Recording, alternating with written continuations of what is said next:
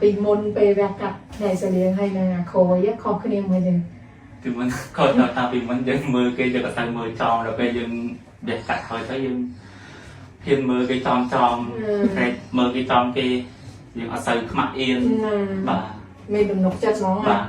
យើងជឿជាក់ជឿទៅយើងនៅអត់បានវគ្គកាត់ម៉ែស្លាយចិត្តទេម៉ែស្លាយជូនអស់គ្នាម៉ែភ័យយើងយកទៀតម៉ែភ័យយើងម៉ែទៅក្រៅភ័យហ្នឹងហើយគាត់ថាយូរពេកអត់ទេតែថាភ្នែកគាត់ស្លៀងខ្លាំងដែរអញ្ចឹងយើងធ្វើយើងយូរអូខេហើយសម្រាប់ចិត្តត្រូវណាឲ្យខ្លួនឯងឲ្យកដោខ្លួនឯងរៀនវគ្គកាត់ត្រូវហើយអានេះចាំបានមុនគេចាំបានមុនគេហ្នឹងប៉ុន្តែពេលយើងមានភាពជឿជាក់លើខ្លួនឯងយើងធ្វើអីក៏សម្រេចច្រើនណាបាទមានអារម្មណ៍អញ្ចឹងមានអារម្មណ៍ថាឥឡូវសប្បាយចិត្តច្រើនហើយក៏ពេលទៅវាផ្លាស់ប្ដូរបានទៅវាស្រួលតាំងពីយើងមើលគេមើលឯងជឿជាក់ទាំងមុនមើលគេចំយើងវាឥឡូវស្អីខ្មាស់អៀននិយាយទៅ